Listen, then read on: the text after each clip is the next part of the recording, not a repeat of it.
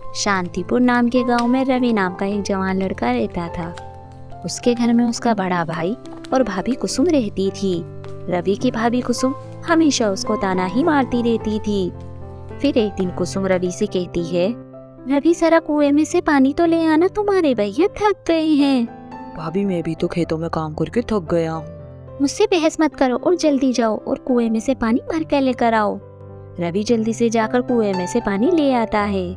बहुत दिनों से गांव में बारिश नहीं हुई थी। गांव के सभी लोग, पशु पक्षी सभी परेशान होने लगे थे। एक दिन रवि मजदूरी करके आया और बहुत थक गया था और वह नदी के किनारे एक पेड़ के नीचे बैठ गया और वो अपनी तकलीफों के बारे में बैठकर सोचने लगा और रोने भी लगा था। और तभी उसने देखा कि एक तोता आकर उसके सामने गिर पड़ा। उस तोते की आंखें बंद हो रही थी और उसके पंखों से खून निकल रहा था। रवि तालाब से पानी लेकर आया और उसने तोते के घाव को साफ किया और उसने अपने कपड़े से उसे साफ कर दिया और उसने तोते को 2 घूंट पानी पिलाया और तोता उड़कर चला गया। रवि जब रात को सोया तो उसने सपना देखा कि उसके सपने में एक परी आई और वो उससे बोली, रवि तुम बहुत अच्छे हो। आज तुम जिस पेड़ के नीचे बैठे थे उस पेड़ के नीचे एक कुर्सी है, तुम उसे निकाल लो। रवि की आंखें खुल गई थी और उसने देखा कि सुबह हो गई थी। भाभी मुझे कुछ खाने को दे दो, मुझे काम पर जल्दी जाना है। रवि की भाभी उसे रूखा सूखा खाना दे देती है। ये देखकर रवि के आंखों में आंसू आ गए। उसने जल्दी से रोटी खाई और वह जल्दी से काम पर चला गया। रवि दोबारा उसी जगह गया जहाँ वो बैठकर रो रहा था। वो फावड़ा लेकर वो जमीन खोदने लगता है। वो बहुत देर तक खुदाई करता रहा और अचानक से उसका फावड़ा एक चीज से टकरा गया। उसने देखा कि वो पुराने जमाने की बहुत ही खूबसूरत कुर्सी थी, लेकिन वो बहुत ही ज्यादा गंदी थी। मैं इसे अच्छे से कपड़े से साफ कर देता हूँ। कपड़े से साफ करने के बाद वो कुर्सी बहुत ही ज्यादा चमकने लगी। रवि कुर्सी को निकालकर एक पेड़ के नीचे रख देता है और जैसे ही वो कुर्सी पर बैठने लगता है तभी वो परी वहाँ पर प्रकट हो जाती है। रुक जाओ रवि, इस कुर्सी पर बैठने की कुछ शर्तें भी हैं। रवि हैरानी से उस परी को देखने लगा। तुम मुझे हैरानी से क्यों देख रहे हो? आप वही है ना जो रात को मेरे सपने में आई थी? हाँ मैं वही हूँ। तुम्हें पता है इस कुर्सी पर वही बैठ सकता है जो बिना किसी स्वार्थ के दूसरों की मदद करता हो। पर भला मेरे किस काम की है ये कुर्सी? कल तुमने निस्वार्थ भाव से उस तोते की जान नहीं बचाई। मुझसे उस तोते की तकलीफ देखी नहीं गई।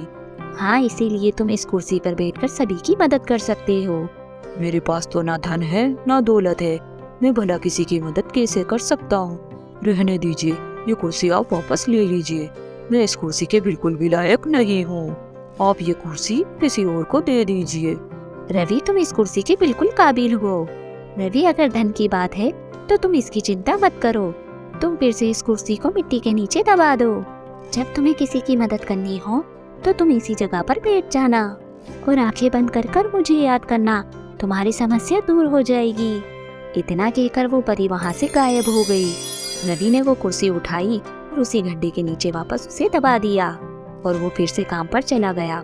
और जब वो काम से लौटकर आ रहा था तभी वो रास्ते में देखता है कि भैया मेरा बच्चा बीमार है, मेरी मदद कर दो, इसे बहुत तेज बुखार हो गया है, इसे किसी भी तरह से अस्पताल ले जाना है, मेरे पास तो पैसे भी नहीं हैं। अगर मजदूरी के पैसे मैं इसे दे दूं तो इसके बच्चे की जान बच जाए। मेरे पास कुछ पैसे हैं, चलो मैं तुम्हारे साथ अस्पताल चलता हूँ। तीनों अस्पताल के लिए चले जाते हैं। दवाइयाँ और इंजेक्शन लगने के बाद वो बच्चा ठीक हो जाता है और चलने फिरने लगता है। रवि को घर पहुँचते पहुँचते बहुत देर हो जाती है और काफी रात हो चुकी थी। और जब वो घर पहुँचा तो सब सो चुके थे और वो रात को भूखा ही सो जाता है। और वो जब सुबह उठकर खेतों में काम करने लगता है तब उसके बैल खेत जोतने के लिए आगे नहीं बढ़ते हैं, इसीलिए वो खेत खुद ही जोतने लग जाता है। जब वो खेत का काम करके थक गया था तभी वो परी वहाँ पर प्रकट हो जाती है। अरे रवि, आज तो तुमने ही खेत का सारा काम किया है। हाँ, आज मैंने ही खेत का सारा काम किया है और खेत की जुताई ना होने पर जमींदार पैसे नहीं देता और बैल भी काफी बूढ़े थे, इसलिए वो काम नहीं कर रहे थे। और परी मुस्कुराकर वहाँ से चली जाती है। और अगले ही दिन सुबह, भाभी मैं खेतों में काम करने के लिए जल्दी से निकल रहा हूँ, आप मुझे जल्दी से खाना दे दो। आज फिर से उसकी भाभी ने चिढ़ते हुए उसे सूखी रोटी परोस दी। रवि चुपचाप खाना खाकर वहाँ से चला गया। काम पर गया तब देखा कि हीरालाल खेत के बाहर रो रहा था। काका क्या हुआ, आप रो क्यों रहे हो? बेटा रो नहीं तो क्या करूं, पूरी फसल बिना पानी के सूख रही है। काका तुम रुको, मैं अभी आता हूँ, तुम कहीं जाना मत। आखिर ये मजदूरी करने वाला लड़का मेरी क्या ही मदद कर सकता है। ये भी सोचकर वो बूढ़ा भी उसके पीछे पीछे आ गया। रवि उसी जगह पर जाकर बैठ गया। तभी हीरालाल भी वहाँ पर आ गया। उसने अपनी आंखें बंद कर ली। परी ने उसकी समस्या का हल बता दिया। काका, आपकी खेत की तरफ जो एक बाई तरफ कुआं है, उस कुएं में पानी है। उस कुएं से पानी निकालकर अपने खेतों की सिंचाई कर सकते हो। क्या कहा? पुराने खेतों में पानी? हाँ हाँ काका, जाकर देखो। हीरालाल भाग कर गया। तब उसने देखा कि कुएं में सचमुच पानी था। 1 हफ्ते में ही उसकी फसल लहराने लगी। फिर एक बार, अरे अपना रवि तो काफी जानकार है। रवि की वजह से ही मेरी फसल बच पाई है, नहीं तो मैं पूरा बर्बाद हो ही गया था। अब सभी धीरे धीरे अपनी समस्या लेकर रवि के पास आने लगे और जैसे ही वो कुर्सी पर बैठता वो सभी की समस्या का हल बता देता था। फिर एक दिन, अरे रवि जरा देख कर बताना, मेरी बीवी कहाँ ही चली गई है। आज सुबह ही उससे मेरा झगड़ा हुआ था। अरे काका, काकी तो पीछे वाले घर में ही बैठी है। गंगालाल जब वहाँ पर गया तो उसकी पत्नी वहीं पर थी। अब तो रवि बहुत मशहूर हो गया था। अब तो दूसरे गांव के लोग भी उसके पास आने लगे। एक दिन परी फिर से प्रकट हुई। अब तो तुम खुश हो ना?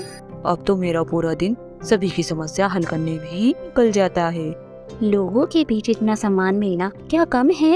मैंने तो ये सोचा ही नहीं। मेरा इतना आसान काम करने की वजह से, सबकी समस्या हल करने की वजह से मेरा घर तो सभी सुविधाओं से भर गया है। कोई अनाज से भरी बोरियां दे जाता है, कोई कपड़े दे जाता है, तो कोई फल फूल दे जाता है। और फिर तुम्हें क्या चाहिए रवि? बस मेरी शादी ही नहीं हो रही है। अब मैं सोच रहा हूँ कि शादी करके अपना घर बसा ही लेता। आखिर तुम जानना चाहते हो तुम्हारी शादी में क्या ही मुश्किलें आ रही है? तुम उसी कुर्सी पर बैठकर देख लो। रवि उसी कुर्सी पर जाकर बैठ गया और तभी उसने देखा कि उसके भैया भाभी आपस में बात कर रहे हैं। तभी आपने सोचा है कि इसी घर को रवि चलाता है। अगर उसकी शादी हो गई तो हमें सब कुछ मिलना बंद हो जाएगा। क्या जरूरत है उसकी शादी कराने की? मैं भी नहीं चाहता कि उसकी शादी हो, वरना मुझे वापस उसी कड़ी धूप में मेहनत करनी पड़ेगी। घर का खर्च भी चलाना होगा और बहुत से काम भी करने पड़ेंगे।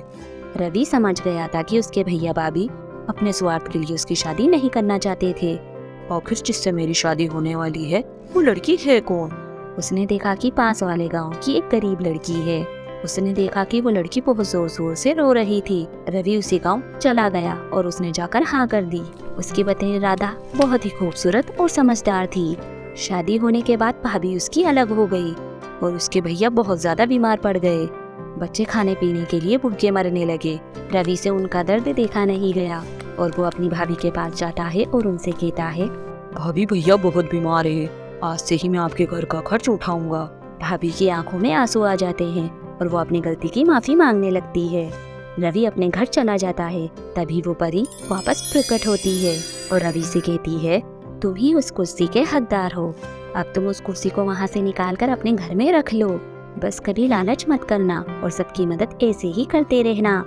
रवि की जिंदगी को उस कुर्सी ने पूरी तरीके से बदल दिया था। अब वो हंसी खुशी से पूरे परिवार के साथ अच्छे से रहने लगा था।